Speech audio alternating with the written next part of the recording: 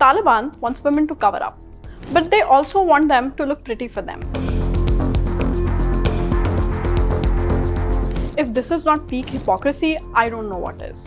In Taliban-ruled Afghanistan, women cannot go to gyms, parks, or universities. But they have been encouraged to go get facelifts and Botox. This makes for a rather paradoxical situation. Because you see, women are not allowed to study at universities.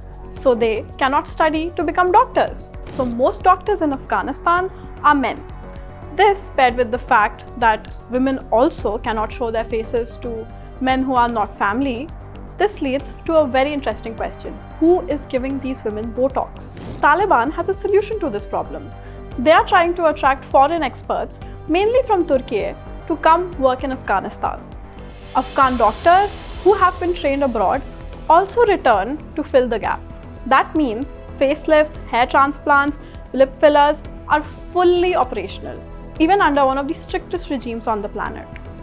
While the Taliban has no problem finding loopholes in their own rules just to make sure that Afghan women look pretty only for their eyes, they also left women to die during a devastating earthquake that struck Afghanistan a few weeks ago.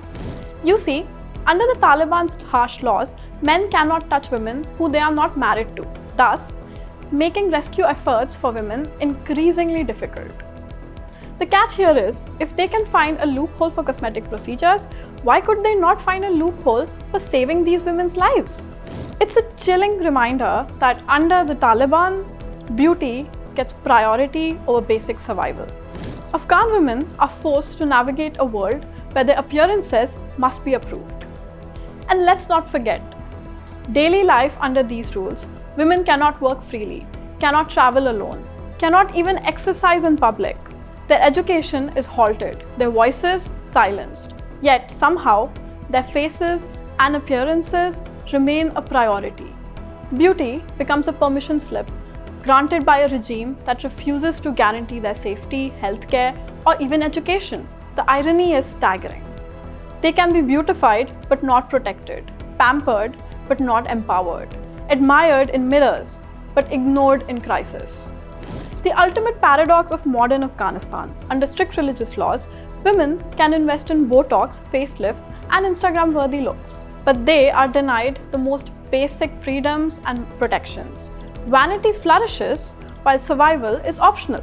Afghan women are left to navigate a world where their appearances is politicized, their bodies regulated, and their lives treated as secondary. And somehow, in this strange grim reality, Botox is safer than an earthquake rescue. Thank you for watching India Today Global.